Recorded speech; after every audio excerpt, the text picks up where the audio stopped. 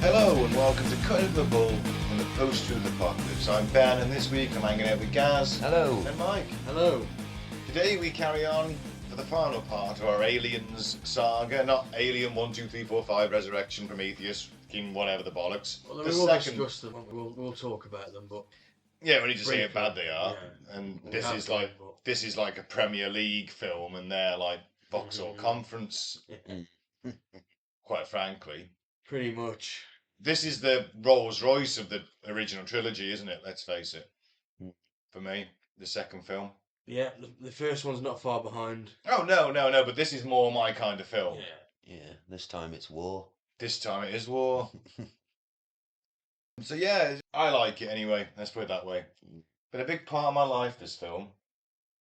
So we'll have to gloss over. We'll have to delve into the film a little bit. We did the plot last time. This time it's sort of the making of. And the story of Aliens. This was a movie that took a slow burn horror film about one monster in a haunted house, which is essentially what the fucking first one is, isn't it? Yeah. And turned it into a war movie about hundreds of them. You turn anything into a war movie, usually ends up pretty good. Star Wars was struggling, did Rogue One. Guess what? Everyone liked it again. Yeah, fair point. Just add guns, Just had some guns. flamethrowers, I love a flamethrower. and James Cameron. Yeah. It's a story about a director who was, by his own admission, considered, quote, difficult before he'd even directed a studio film. It's about a puppet built by a special effects legend that needed 14 people to operate.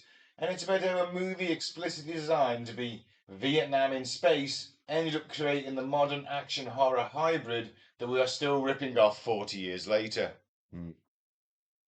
So, to understand why Aliens is such a strange miracle, you have to understand what it was following. Ridley Scott's Alien came out in 1979. It was a horror movie wearing a science fiction costume, a haunted house film set on a commercial towing vessel called the Nostromo, where a 7-person crew picks up a distress signal, investigates a derelict alien ship, and of course, brings back a beastie. One creature, one ship, no guns to do any good. It was slow, atmospheric, dripping with dread, but it did make Sigourney Weaver's Ripley one of the best action heroes of all time. Yep. She's on that list, isn't she? Oh, definitely. And nobody cried about it back then. No, they didn't, did they? Oh, look, it's a woman being a badass. No one Because saw the transition she went through. Yeah. Yeah. It was earned, wasn't it? Yeah. It was earned. She was playing Mama Bear. I'd love to know. I wonder if James Cameron, because he had like a strong female in Terminator. I've never seen Piranha.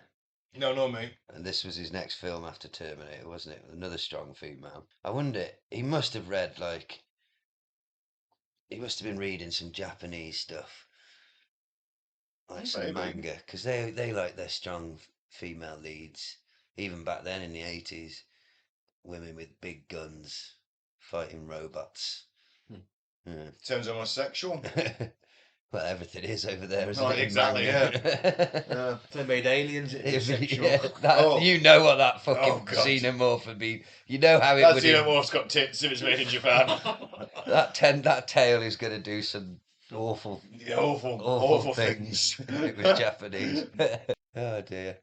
But why can't you write good female characters in the West anymore? I mean, Ripley, Sarah Connor, 2 strong female leads who have that growth that turns them into a badass. Yeah.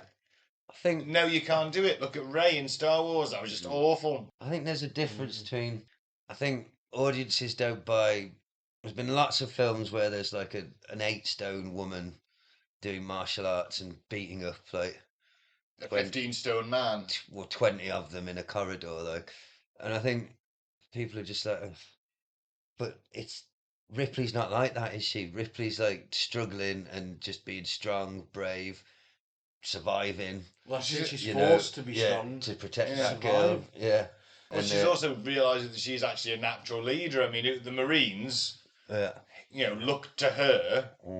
Because she's like, you know what, fuck it, I'm in charge here, right? Yeah. We're going to seal off these welding ducts, we're going to fucking Yeah. put sentry guns here and here. Well, there's a point where Gorman tries to apologise to her, and she's like, "You don't need to, she don't didn't worry about it." be a cunt about it. Yeah. Well, I heard, Nowadays, he'd have been like, oh, you fucking cock. I heard in that one of the I watched something on YouTube earlier that apparently, because in real life Sigourney Weaver is apparently really staunchly sort of not anti-gun but like pro-gun control, and she had to be convinced by Cameron that everything Ripley was doing was not like gratuitous. It wasn't like it was all story. It was all character, survival. Not just explain that very sort of blatant tuition scene where Hicks is like, oh, you put it into your shoulder, this is how you load a mag, when the counter runs to that, you press this, you just aim and point and shoot, short bursts, and that would explain what, so there is a growth, isn't it? She's like, "What's this?" He's like, "That's a grenade launcher, I don't think you want to mess with that." She's like, And "You started showing me everything." Later on, she sellotapes a fucking flamethrower Exactly. to a gun. No one showed her how to use a flamethrower. Survival mode.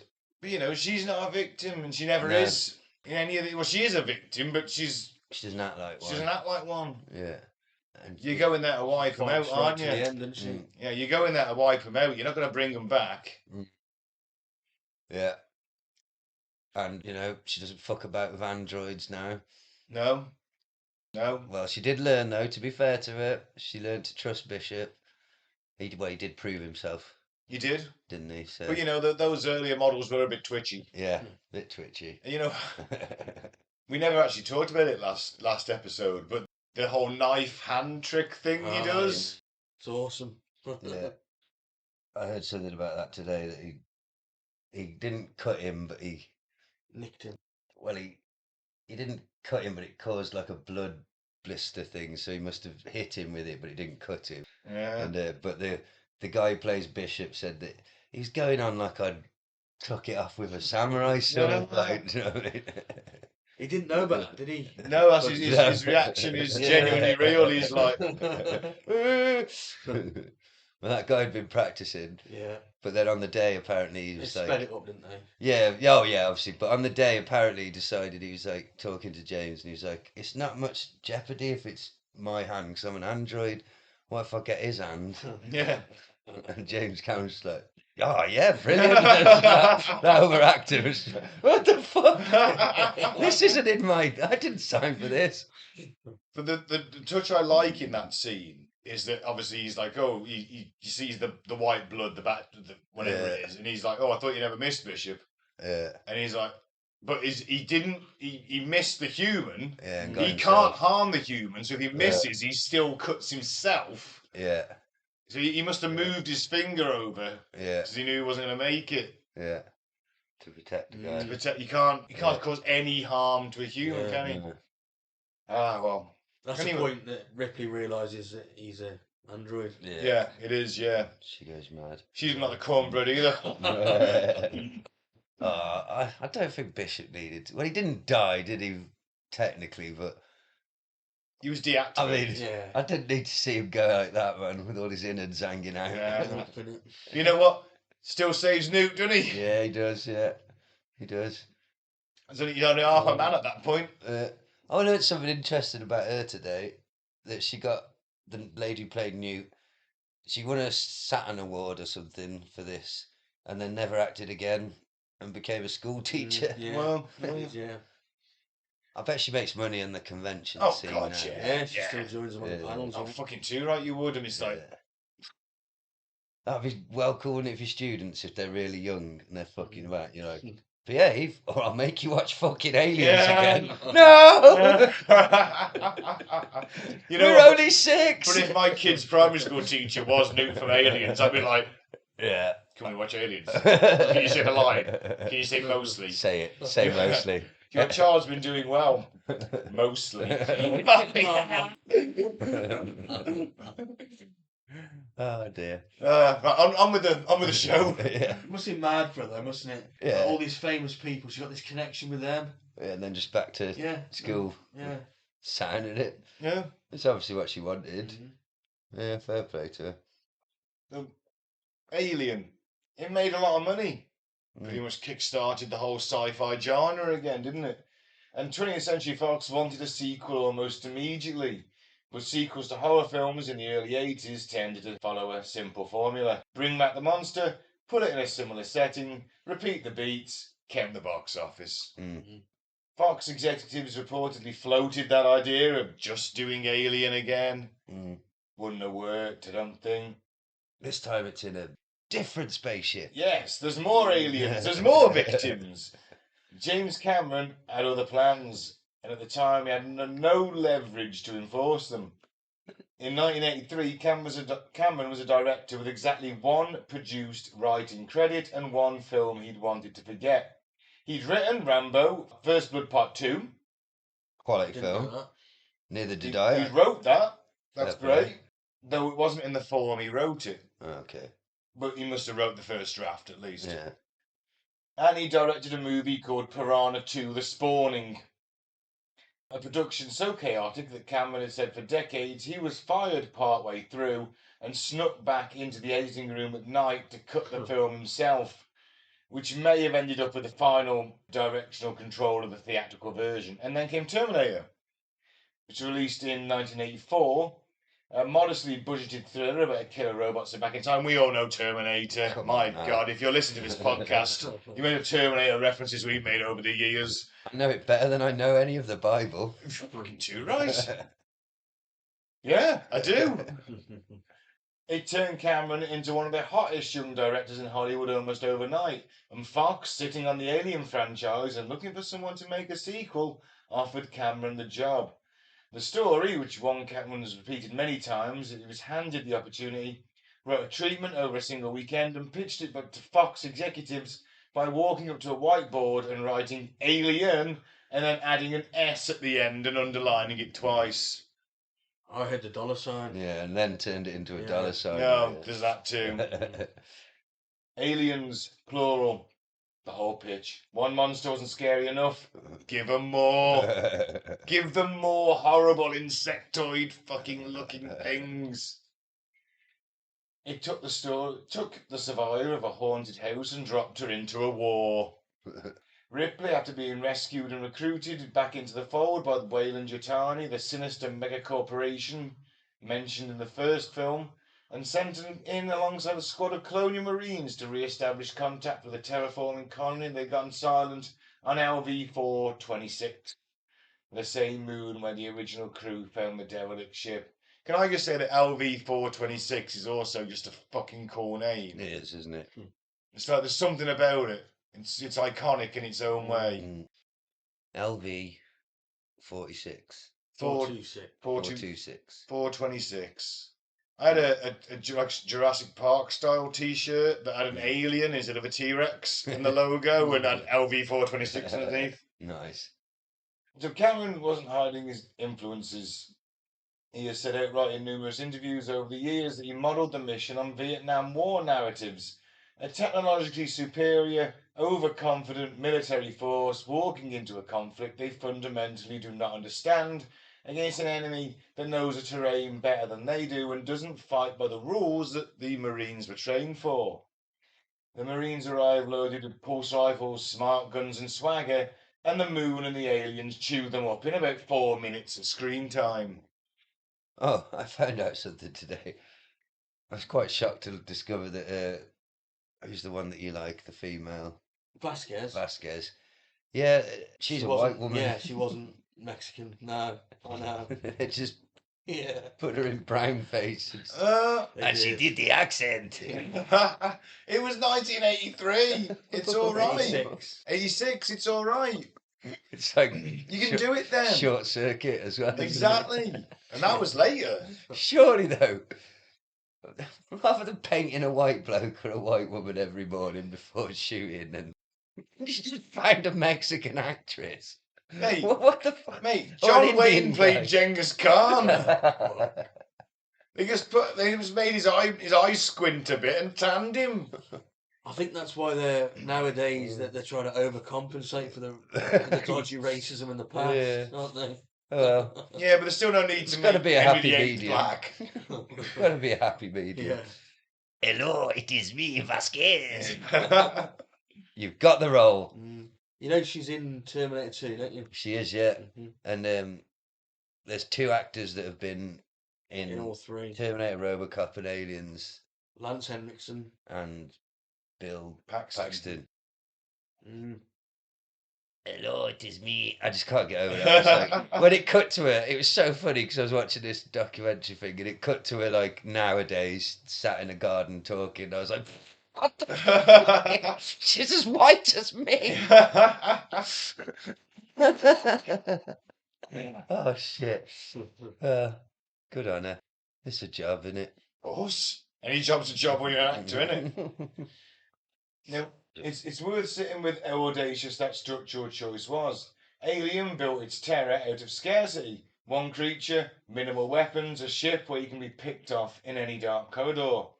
And Cameron's answer wasn't to make that scarcity worse, it was to flip the equation entirely. Overwhelming firepower, overwhelming confidence, and then an enemy that simply outnumbers you. The genius of Aliens is that giving the aliens more, the audience more monsters, more guns, more scale, was somehow just as terrifying as giving them less.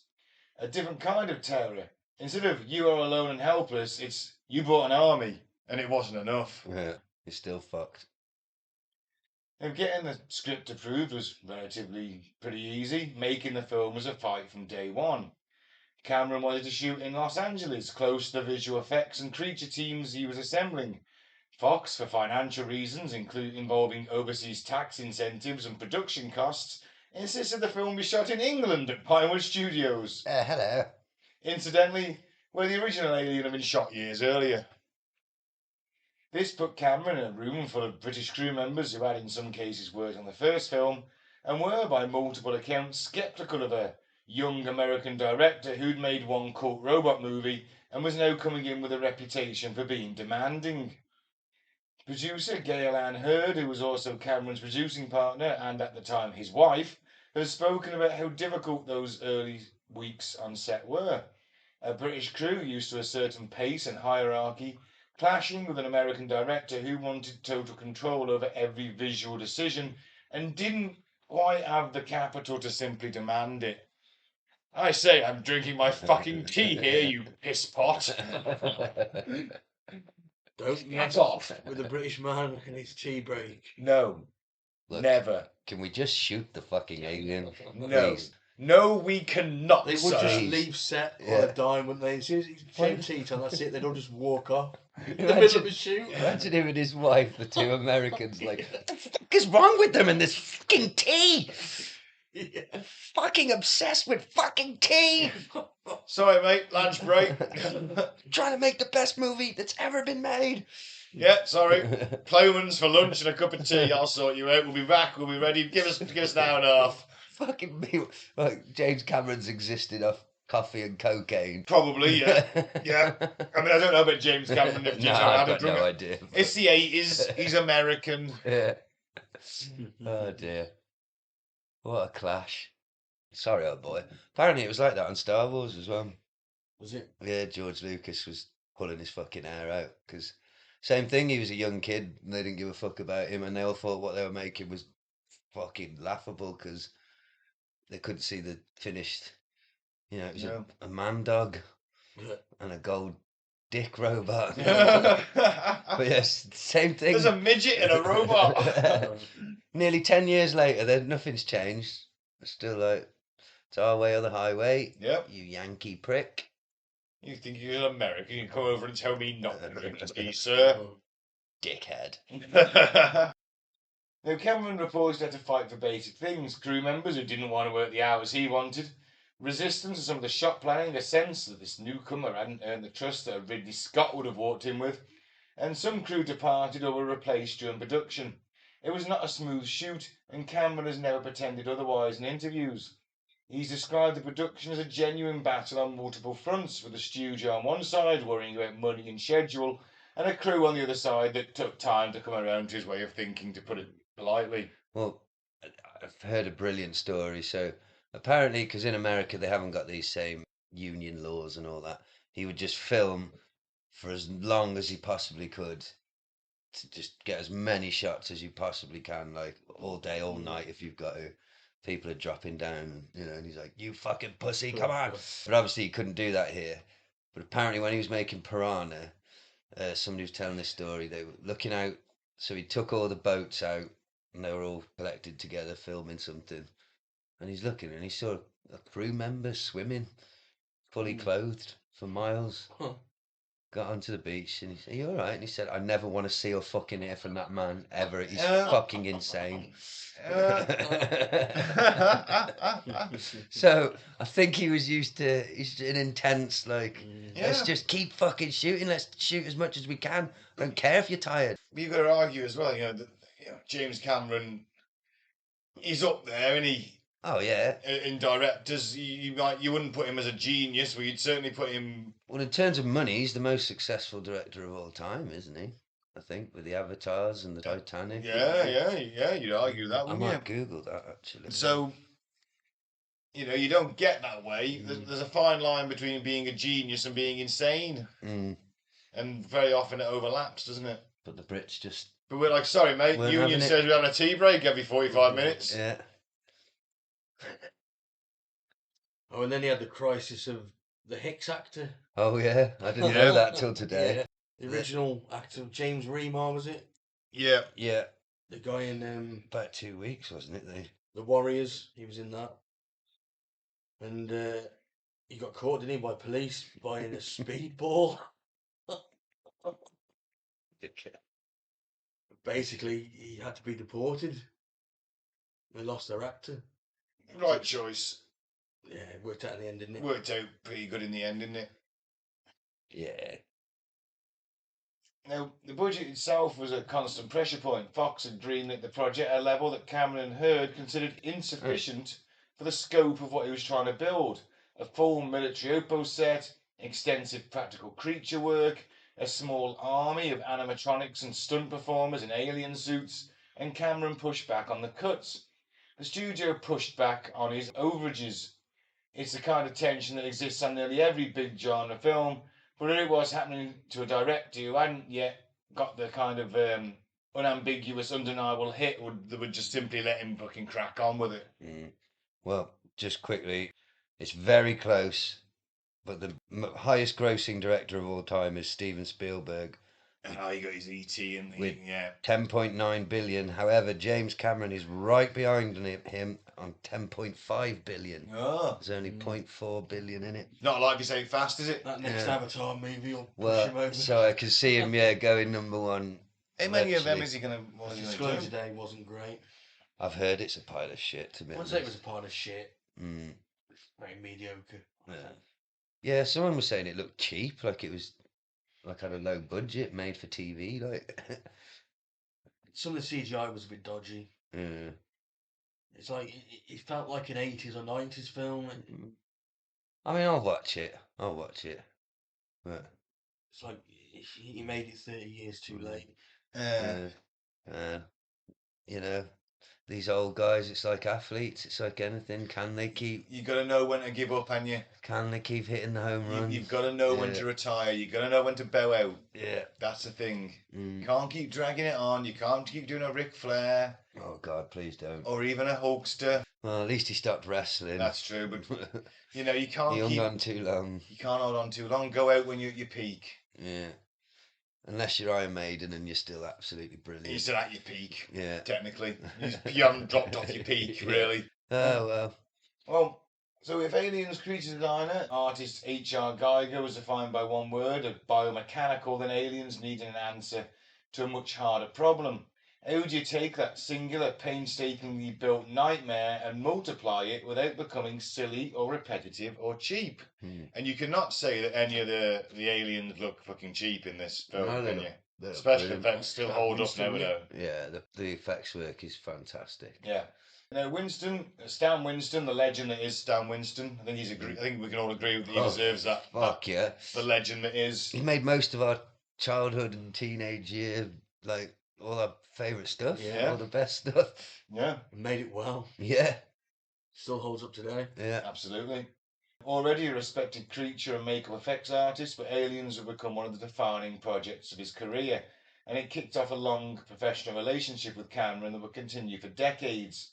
Winston's team took Geiger's original design language, the elongated skull, the segmented exoskeleton, the inner mouth, and had to figure out how to build dozens of functioning alien suits and puppets that could be used in combat sequences, crawl across ceilings, and hold up under studio lightings in the ways the original single creature never had to do. That is, well, let's just say fucking. I'll give him A plus for Yeah. effort. Oh, Yeah. They look amazing, especially immaculate. because In the first one, there's a few scenes where it does look dodgy. Yeah, it's a man in a suit. Yeah. You can tell. Yeah. You know, in the Suit, first one, yeah, you, you can you, tell. sadly you can. But that's in retrospect. At the time, I bet you it's all couldn't. they could do, isn't Yeah. it? That they couldn't really do anything other than that, unless it was a puppet. But then that could have looked silly. Yeah, But mind you, the puppets in this look fucking brilliant. yeah. Because that Alien Queen is basically one big giant Yeah. complex. There is blokes in it. I think 17 people in it. I think it takes 2 people for each arm, apparently. And apparently they went that way rather than mechanical. Am I saying that right? Mechanical, yeah. Because it would be too like the actors trying to do fight scenes with it. Like if it was like, it might Yeah. take someone's head off. Like 'cause Yeah. it would have been well strung. So they went with blokes in suits. I think it looks fucking brilliant. Amazing. Yeah, Let's not, take it when that fight scene with the Alien Queen. That auto load, that fucking. it looks ace, doesn't it? What's it Power called? Power loader, Yeah. power lifter. Looks fucking awesome. Yeah, that's very cool. For the standard warriors, Winston's team built practical suits worn by performers, several of whom were dancers or stunt performers chosen specifically for their physicality and ability to move in an unnervingly inhuman way. That would have been a fun audition, wouldn't it? So I guess you're looking Move at like a freak. you're looking at your Andy Circuses Yeah, of those the types. generation, aren't you? You look at those kind of Go guys. to the circuses to find them. Cuckoo. Freaks. Yeah, find me some freaks or their non-union Mexican equivalents. El Frico. Yeah. Oh, dear. But obviously the film's signature creature is the one that's become as iconic as the original xenomorph itself, the Alien Queen. Appearing in the film's third act as the true source of the hive, an enormous crowned matriarch who lays the eggs that produce every other alien in the nest. And she's a new queen, inexperienced, That's why she's not that big. not that big, and Well, she is. makes but- mistakes. Right. Not as smart. Not smart. Because they can live for like 1,000 years or something, can't they? Yeah, and they can get ridiculously huge. Yeah. Like Apparently, this is her first batch of eggs. she's not mature. No. Designing and building her was one of the largest practical effects undertakings of the decade. The full Queen suit and puppet rig stood many feet tall, required a team of puppeteers operating it from the inside and from external rigging simultaneously, and needed a level of coordination that's almost unbelievable to think about now in an age of digital creatures. I don't think when they do these things digitally even now, I don't think it looks as good. No. Is that just age? No, because I tell you what, in the new Mandalorian and Grogu film, there's a lot of puppet work. And you can tell it's something real and tangible. It's better than CGI if they do it well and light it well, so you can't really tell it's a puppet, right? No, I think there's definitely something to it. Doesn't matter how good the CGI is, there's some part of your brain on some level knows it's CGI. Yeah. Whereas I think with like puppets and people in suits and things like that, even if you know you can see it's a real thing, and I think it's easier to like what's the word, suspend your disbelief, like when it's something real. It's animals for me. They can't get it right. No, they can never The get fur animals. doesn't look right. No. You know what I mean? The way they There's land on something off. things. And I'm still maintaining that the original Medusa in Clash of the Titans looked fucking far better than the digital version they did in the remake. I know that was a long time ago and CGI has moved on a bit, but fuck me, it was terrible. We had to go through some shit in the 90s when Scorpion King. Spawn. Spawn. The hell scene is Yeah. awful. Like, I saw a joke, I was watching a review of that, somebody said, it looks like they used an Atari Jaguar Yeah. to make that CGI. Alien 3. Yeah, Yeah. it looks crap. It does. It looks, every time you see it in that film, it looks fucking awful. It Yeah. looks funny in some bits, I was laughing at it. Yeah. Like, nothing compared to this. No. I shouldn't be laughing at a xenomorph in No. any situation. You know, that's surely a survival instinct. I even Yeah. think they look better in this than Alien Earth. Yeah, it's That was mad, only isn't done it? last year. For me, they look better in this movie than any Alien Yeah. movie that's come Yeah. before or after. Well, I don't that's- think they've ever matched it. Speaks to the quality of. I think. Do you reckon there's something too, because it was used a lot more back then? So the people who do these techniques, the puppeteers and the Stan Winston and all that, because they're doing it all the time. They were just on top of their game. Just, Yeah, always evolving it. yeah, and I wonder if, because they don't use it as much these days, if we're just not as fucking good at it. I don't know. Or maybe it's too expensive I now. think I think it Yeah. comes down to Yeah, cost. yeah, The probably. pressure on a film to make a profit now, Yeah, and it's it's cheaper. got to make it's got to make double its fucking intake. Yeah. It's double its expenditure just to make a profit. Plus, don't underestimate the man pointing the camera, how important he was. Yeah, Do you know what I mean? Maybe it's just that.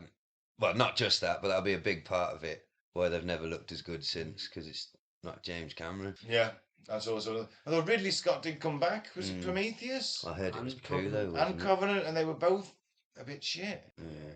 Prometheus could have been Is so there a lot much of alien more. action in them?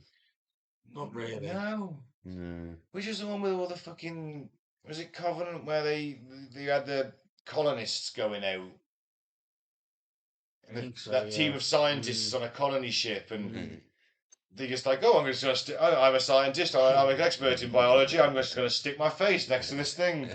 Oh! And you're like, oh. Yeah. Yeah. That's, you know, So there It's isn't not- much machine gun in Aliens. No. and as much as I love this movie, the thing that gets me with the franchise is that they've got to think of new and exciting ways for someone to stick their face too close to an egg.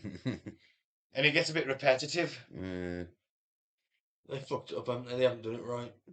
You know, what you needed to do was like have these things making it to Earth, and all of a sudden we're not the dominant predator on the planet. Yeah, And you could throw in a predator or two then. and you could have them being born out of all sorts of mad animals. That's couldn't it. You You could have a lion one. have a flying one. A gorilla one. Oof, a flying one. Rhinoceros one. Oh, Yeah. Christ on a bike. Exactly. Oh, come on, we've already just made a better Yeah. film than Yeah. And before you know it, we're resorting to nuking cities to wipe out mega queens. The aliens, they could organise as an army. That's it. You've got several fucking Yeah. big Your mature. winged ones for your air support. Yeah. Before you know it, we've got fucking dog fights between fighter jets and flying aliens. But we've got to win, though. We will win.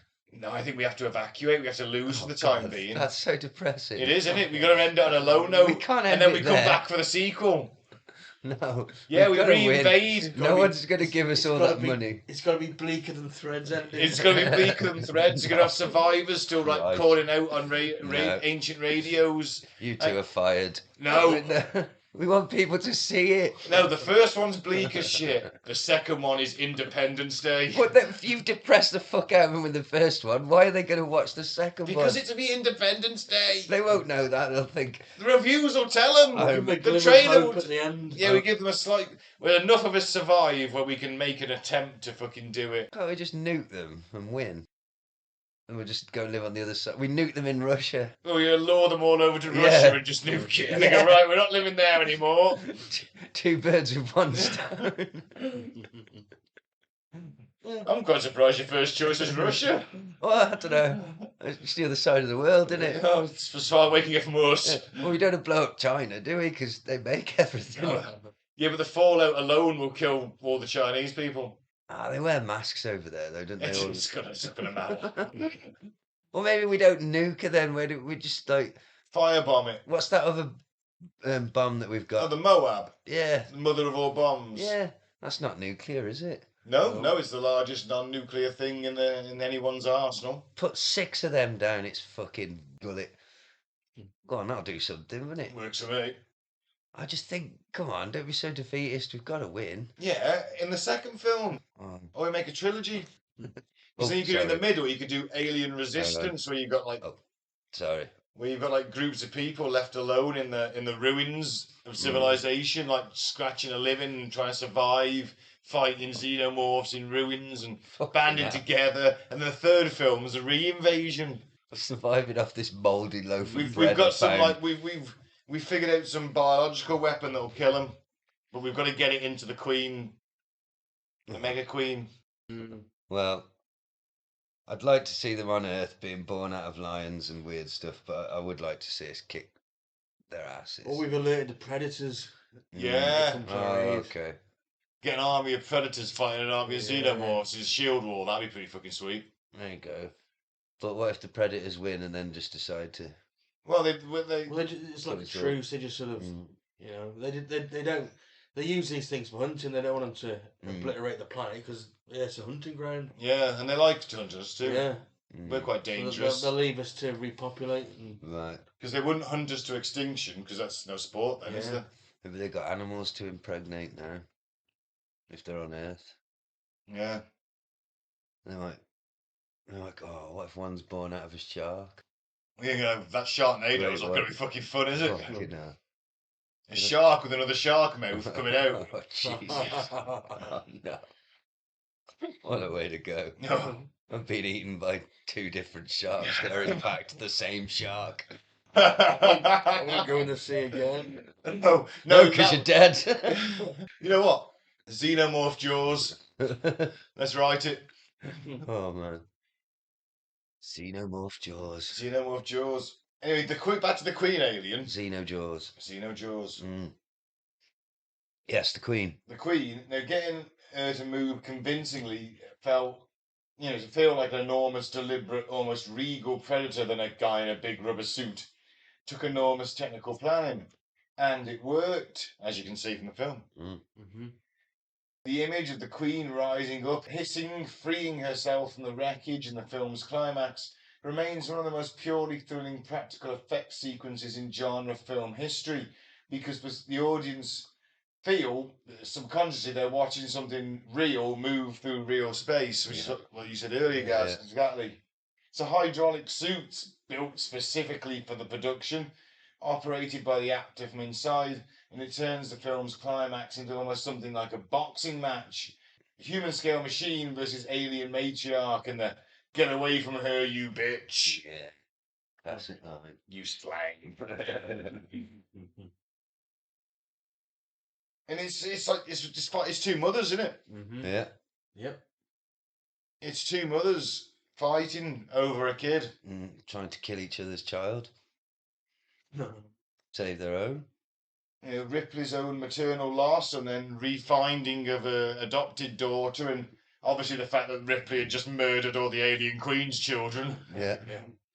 Fair enough. She's not happy either, is she? She's pissed. She's very unhappy. She's on the move. She really is. Now, Sigourney Weaver returning as Ripley wasn't actually guaranteed at every stage of development, but she was always Cameron's first and only real choice, and her presence anchors the entire film.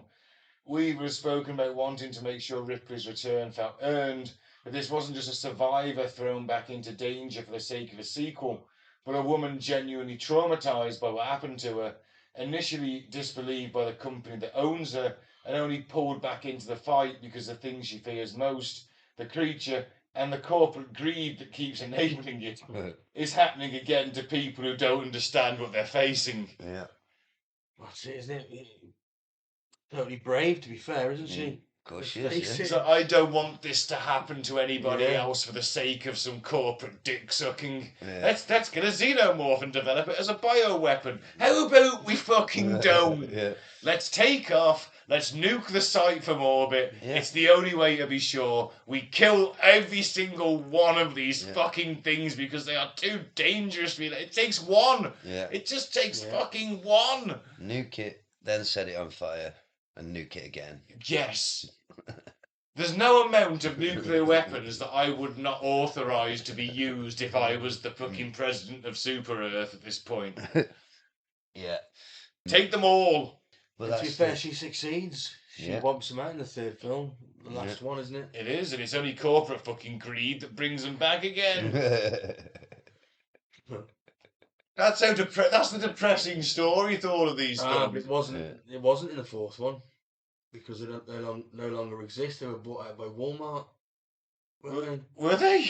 Yeah. Oh, it's been a while, mate. Since I've seen Wayland that. Is this Yutani. real? Is this a real Yeah. plot Is this some line? fever dream you've No, had? Are you it's telling me like- that Asda, you can go and get a xenomorph in Asda in this country? I'm sure it was Walmart or something like that. What, in the film? In the fourth film, yeah. Yeah. It's set like 400 years in the future. Okay. That's resurrection. Yeah. And she's like, Mm. well, you know, the company Yeah. still about, and it's like, no, they've been bought out by Walmart. It's the Must have army missed that's that line. doing the resurrecting in the fourth one. Right, okay, well, at least you can't go and buy a pet xenomorph at Asda. You know, her performance in Aliens would go on to earn Weave an Academy Award nomination for Best Actress, and almost unheard of recognition for a performance in what was, you know, it's an action horror sequel. Yeah. It remains one of the relatively few times an acting nomination has gone to performance built primarily around a science fiction blockbuster, which is both sad and tragic at the same time. Yeah. They completely ignored Schwarzenegger's performance in Terminator 2. Exactly. Shocking. Oscar winning. Any of Ari's performances, Uh, he's gold in everything he does. I know now why you cry. It's beautiful. It is. It is. Man's a fantastic actor. He's a Yeah. thespian of the highest. I'd like to see him Look. do Shakespeare. Look, he's not as bad as people make out. He's got great comic timing. I like Arnie. He's fantastic. One of the best. One of the best to ever do it. Hey, look, you want anyone to look muscular and fire a gun and say a witty catchphrase? Yeah. It's Arnie, Knock, innit? Yeah. It just is. Yeah. I'd Stick like Arnie. around. Let off some steam, Bennett. No one can fire a minigun and look that composed I'd like to see and cool. Arnie in an Aliens film. That would have been cool. Got away from her, you bitch. Well, when AI kicks off, mate, you're gonna watch it. Hey, you have Arnie as Ripley. That'd be awesome. He's too old now, though. Bless him. Well, it's AI, mate. Yeah. Just do it. Give it 5 years. You'll be watching it. You ever watch that stuff where they put Arnie and things? Like in Annie and things like that. I love it when they'd make him sing. Yeah. Sound of music. There was this country song he was. I listened to it about 5 times. I wish he'd really do an album. Sportsliga country. If he'd have done an album back in the day, it would have sold like gangbusters. Well, Mr. T got a fucking record contract at some point. Yeah. You know? Cameron surrounds Ripley with a Marine platoon designed to feel like a real unit. Cocky, overprepared, cracking jokes. Is this a stand-up fight or the bug hunt? And things go catastrophically wrong. Oh yes. Michael Biehn, who starred in The Terminator for camera, returned in a different role as Corporal Hicks. One of the few Marines with the humility and common sense to actually listen to what Ripley's saying. Yeah. Like, hey, this is the only survivor of the last... We should probably listen to her a bit more. Yeah. And, you know, Bill Paxton, playing Private Hudson, delivers some of the film's most quoted dialogue. A soldier whose bravado curdles into panic in real time as the mission falls apart, giving the film both comic relief and one of its most human arcs. Keep up, man. Keep up. Some great lines. When he goes out like a badass, you want some too, you motherfucker. You know, if you're gonna go out screaming obscenities. Yeah. 100%. Absolutely. You know you're going down at that point, don't you? Yeah. You ain't making out of that. Well, and then I turned the gun on myself. That's how I would end it. You'd argue he probably does because he fires down and probably takes his fucking legs off it all first. I'm not getting impregnated by no Nah, I don't want that. Xeno. At least I'm popping that grenade. Yeah. Can they impregnate my dead body? Nah. Oh, excellent. Fuck you. I'm doing the grenade. I want to take it. I don't want to just take it myself. I want to take it more. Oh, I got banned from TikTok Live for 3 days again because I don't believe it. I can't even remember what I was ranting about, something that pisses me off so much that it makes me want to, and I mimed cocking a shotgun and shooting myself in the head with it. But I was clearly joking, but apparently that was enough to shoot myself with an invisible shotgun. It's enough to be banned. World's gone soft. Bloody snowflake generation, eh? Oh, Well, what can you do? we're half snowflakes, aren't we? Well, You know, we've had health and safety laws all our lives. yeah, We weren't fed into mining equipment by accident. no. Made you a man. Not anymore. Put safety guards on. Never lost a finger at work. No, never even come close. Obviously, then there's Newt, played by Carrie Henn in her only film role. She becomes the emotional centre of the film's second half, the surrogate daughter figure who gives Ripley something to fight for beyond simple survival, and whose presence transforms the entire tone of the final act from escape the monster into protect the child, which is very humanist, really. Yeah. It's nice. I Newt when I was a kid. It's like any kid in a film. They're Yeah. annoying, aren't they? Yeah. As I've got older, I understand her role in the film, Yeah. but when I was younger, fast forward the Newt bits. Yeah. It's I actually slightly different film. Tom Cruise's War of the Worlds. Right? Great film, apart from the kids screaming all the time. Goes through me like a fucking hot knife through butter. Skipper And his idiot son. and the idiot son. I'm going to go and fight these aliens that are killing all of the soldiers. What do you think you're going to achieve, mate? Come and meet at the place where they're not. Yeah. Dickhead. But still, Mm. great film. After Skipper, can't be dealing with it. The only child actor that doesn't annoy me is the guy in Terminator 2, Edward Furlong. Oh, he went on to be a pretty decent actor, though, didn't he, to be fair? Well, I think he was on. He went off the rails a bit, Yeah. but he had some good performances. Yeah, he's good in that. Fight Club? Or was it Ed Furlong? I said Norton. Oh, Ed Norton. Norton. He didn't do many films, did he? No. He did American History X, he was in that. That's right. That's right. That was good. And he did a lot of drugs and alcohol for years and years. Yeah. I think he's clean and sober these days. Ah, bless him. Mm. Bishop, played by Lance Henriksen, whose arc plays directly against audience expectations set up by the original film's murderous android Ash. They're also a bit twitchy. Yeah. I love that line. I keep saying it, sorry. Bishop spends most of the movie under suspicion, both from Ripley, who's got understandable trust issues with androids. Yeah.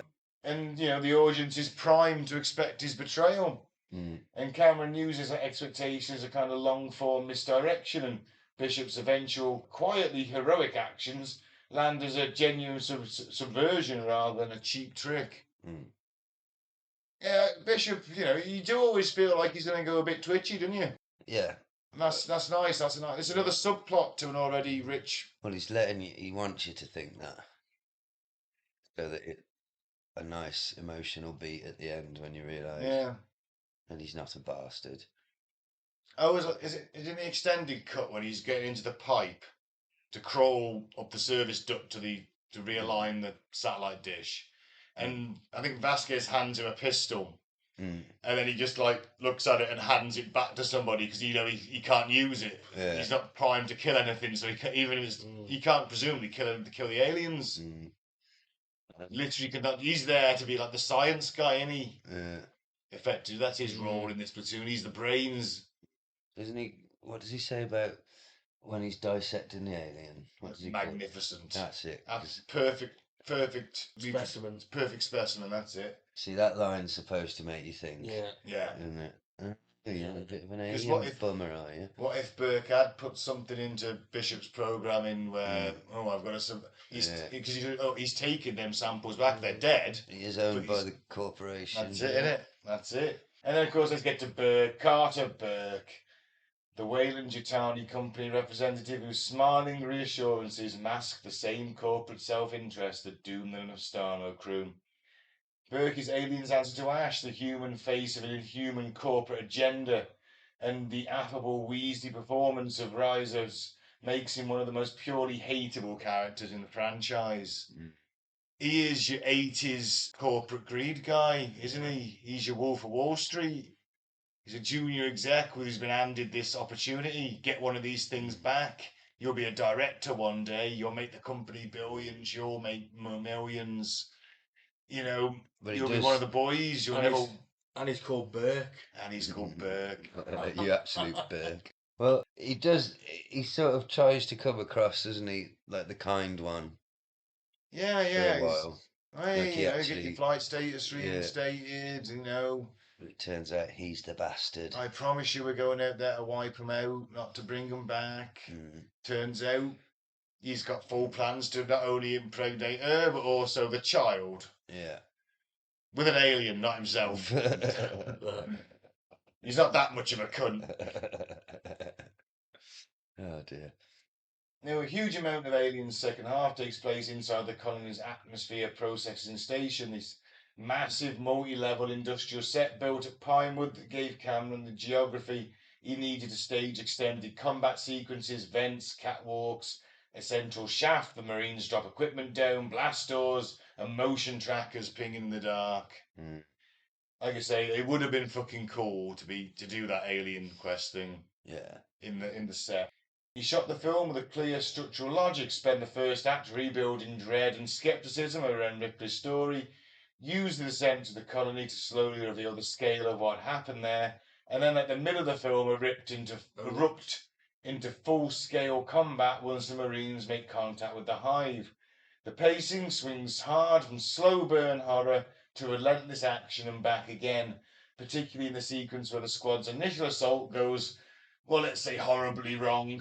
Yeah. And, you know, they just basically get overrun, sentries run dry, the mission falls apart within minutes. Yeah. Contact, yeah.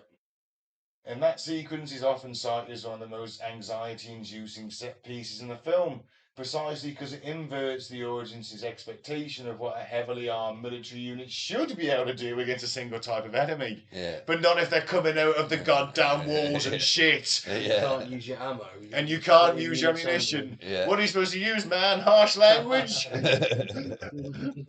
Flame units only. Flamethrowers are fun, Yeah. but not in the close quarters of a tunnel. No.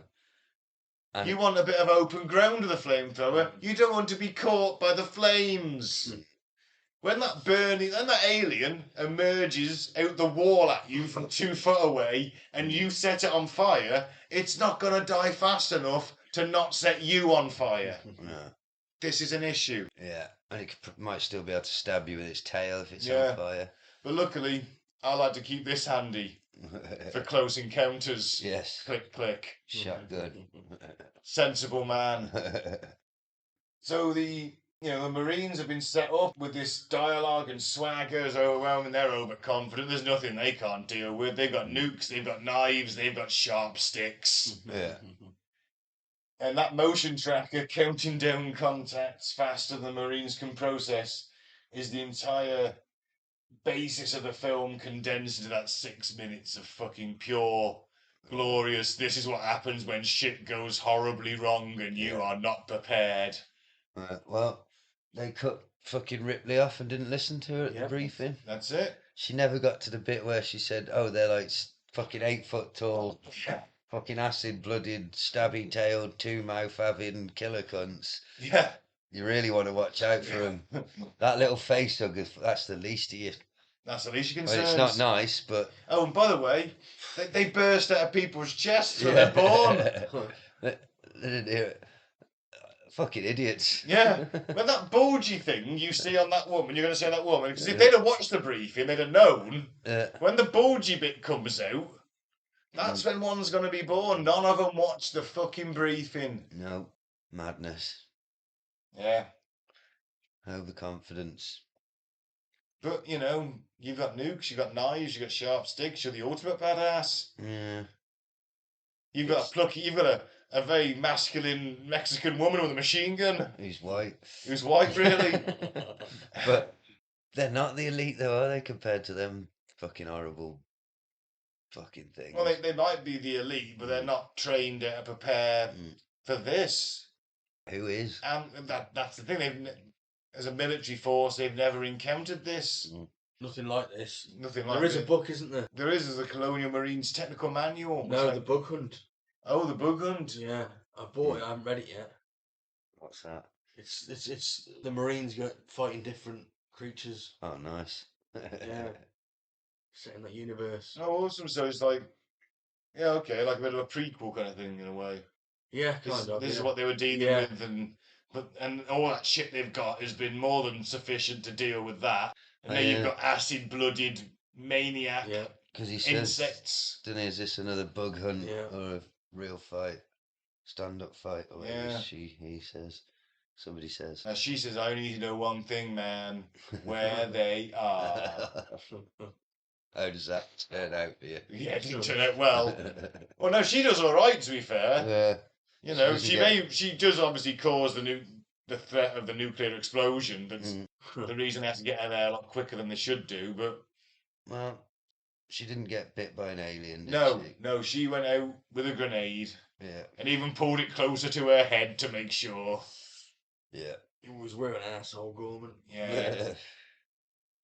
Now, the film's climax then trades that chaotic, disorientated combat for something more controlled. Ripley, armed with a flamethrower and grenades, and a pulse rifle taped together, going back into the hive by herself to retrieve Newt, followed by the confrontation with the Queen. And Cameron structures the ending almost like a horror film again, stripped back down to one woman against one creature before escalating one final time into the power loader battle. Yeah.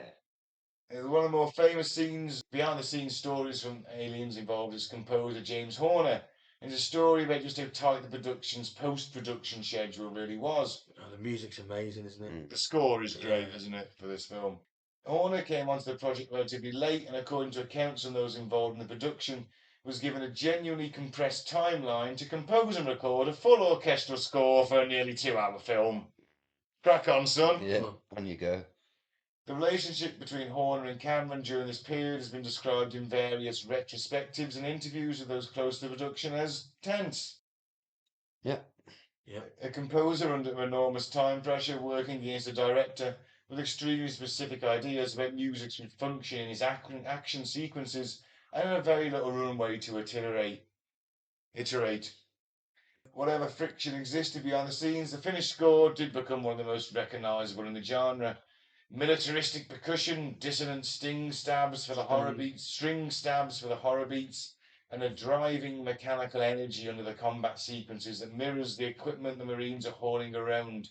It's a score that sounds appropriately like it's under just as much pressure as the characters are. Funnily enough, they wouldn't work together again after this film. Yeah. Aliens was released in the summer of '86 and was an immediate hit, critically and commercially.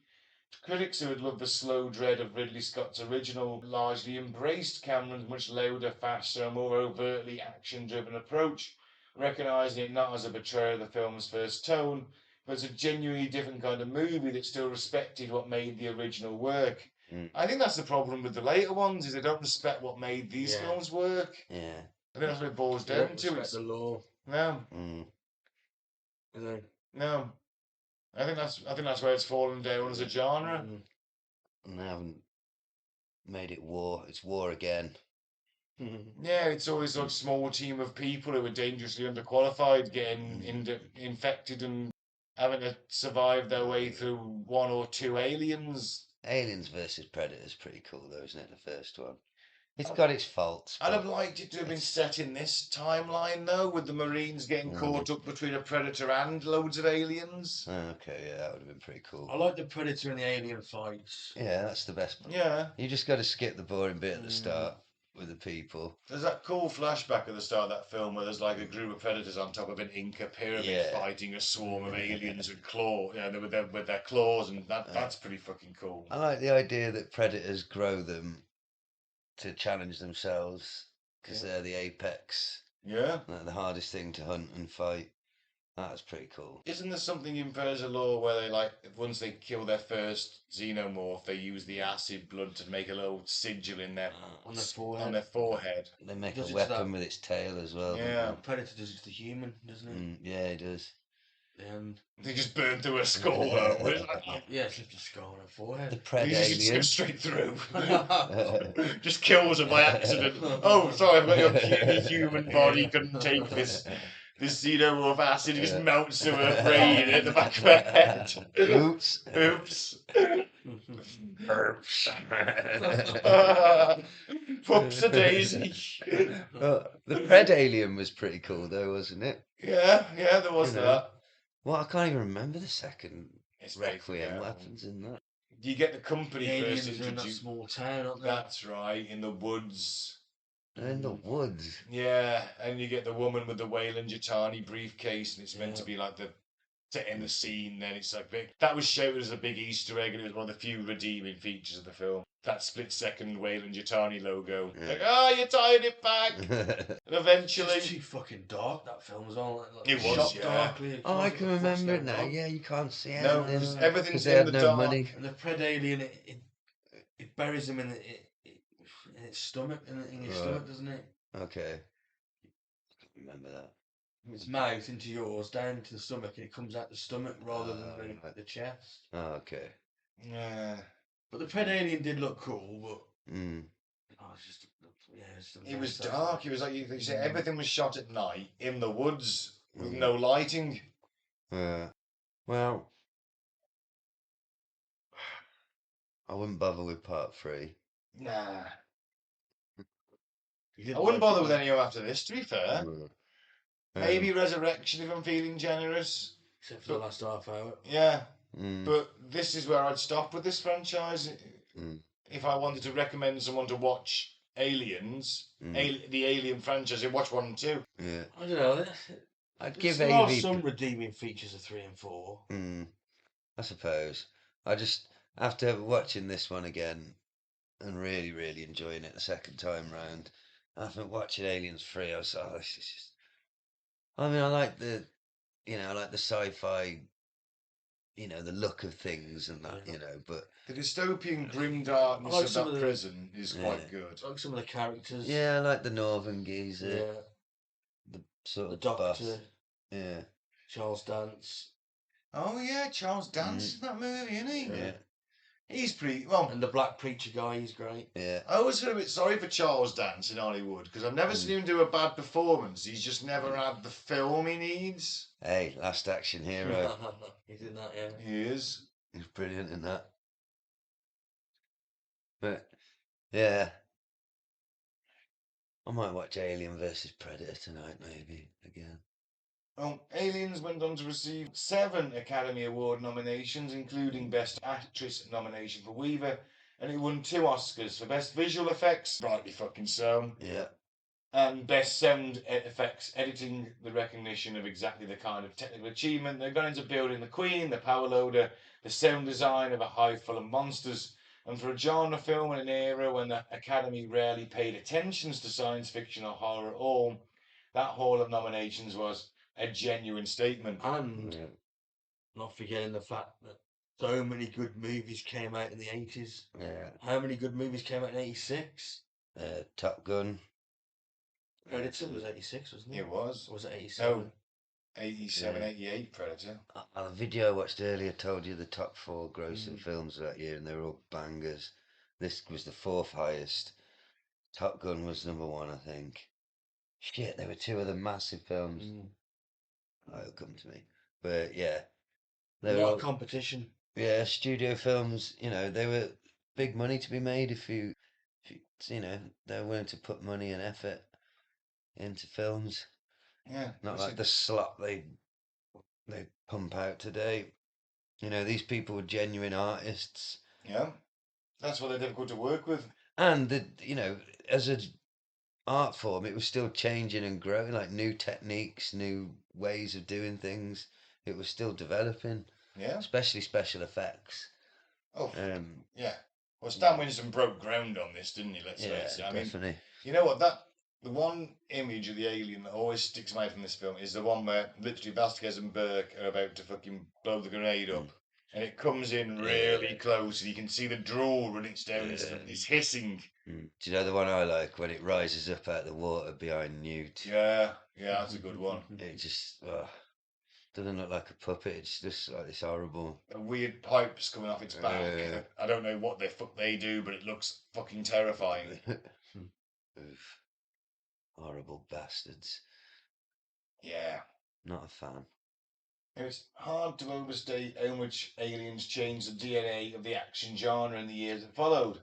The specific hybrid it perfected, hard science fiction dread combined with squad-based military combat, ordinary technology outmatched by an implacable biological threat, and a small cast fighting survival with dwindling resources, became a template that other filmmakers returned to again and again, in video games as much as in film. That tracker beeping in the dark, the countdown to an overwhelming swarm, the character who's supposed to be the toughest one in the room getting picked off first, these became genre shorthand almost entirely because of this film. Ripley herself became one of the defining action heroes of the era, and one of the arguments made consistently by critics and scholars discussing the film is how unusual it was, and in many ways still is, for a major studio action film to centre its emotional and physical heroism on a woman, not as a love interest, not as a damsel to be rescued, but the single most competent, most clear-headed person in every room she occupies, culminating in that final one-on-one fight against the Queen. The maternal framing Cameron built into that climax, protector versus protector, rather than simply hero versus monster, gives the film action climax an emotional shape that a great many imitators have tried and mostly failed to replicate. It's true. It's like you wrote some fucking great female characters, and now you can't do it anymore without making them seem just ridiculously overpowered and Mary Sue-ish. And it's sad. Because I want another Ripley and another Sarah Connor. I want this great female action hero who's also a badass and earns it and goes through this story arc instead of I've turned up and I'm wonderful. Yeah. Well, maybe it'll make a comeback. I want that with every hero. I don't want someone who turns up and they're amazing. Yeah. Well, you need someone to write something good, don't you? Yeah. Well, this is why we need to write stuff. Don't know about that. The film, of course, is endlessly quotable. Hudson's despairing "Game over, man, game over" has become one of the most reused lines in film culture, deployed as commentary and meme across sports broadcasts, other films, and everyday conversation decades after the film's release. And of course, "Get away from her, you bitch" is routinely cited among one of the great one-liners of the decade. Yeah. "Nuke the site from orbit, it's the only way to be sure" for Michael Bean's Hicks gets quoted any time someone wants to express total exasperation with a hopeless problem. Yeah, if you're cool, you will say that. The franchise itself continued long after Aliens, with sequels, spin-offs, and crossovers of wildly varying reputation. But there's also a broad consensus among fans and critics that this second entry represents the high water mark of the series, where the mythology, the practical effects, the performances, and Cameron's directorial control over tone and pacing just all fucking line up into a masterpiece, let's face it. I mean, what was I, about 8, 9, 10, something like that? When I first watched this, the fucking coolest thing I'd ever seen.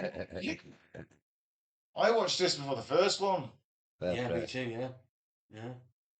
He's like, and there was a short-lived series of toys, and a very brief, maybe a couple of episodes. I'm not sure if they ever did an animated version of this, or if it was just to sell the toys for the adverts. But yeah, they were firing laser beams and the pulse rifles, and there was flying aliens and rhino aliens. Shit. And you could get the toys that spewed acid, goo and what have you, We just used to use my G.I. Joe. Yeah, we did, yeah. I was like I say, 8 or 9 when I saw this for the first time. And in no way did it affect me whatsoever. Excellent. It's an awesome film. Love it. Absolutely love it. Yeah, man. I don't recognise it's probably not the best film ever made, but I think it's in my fucking top 10 easily. But it's up there as one of my favourite films. It's certainly like higher up. It's in the top 6. Yeah. Watching it again is like, this is fucking cool as shit. Yeah, man. Sentry guns. Why'd you cut that out, Cameron? They Studio wall a wall in there. interference. Fucking yes. You see that one fucking come apart and the acid sprays and it's like, oh, fuck yeah. Yes. Top quality. Extremely well made film. It's Cameron at his peak, isn't it? He's got a peak in Terminator 2, obviously. Yeah. But this is him building up to it. This is his breakthrough piece as Yeah. much as Terminator. Well, and then obviously Terminator 2 is probably his masterpiece, in my opinion. This is where he's proved Terminator wasn't a fluke or Yeah. a one-off. He's, a genuine talent. Also, it's interesting that his practical effects thing comes through even in the later years. And I know that Avatar was very but that was groundbreaking CGI and AI, wasn't it? Well, he does Abyss after this, doesn't he? But you think Titanic, he built the largest fucking water tank that had ever been built. Yeah.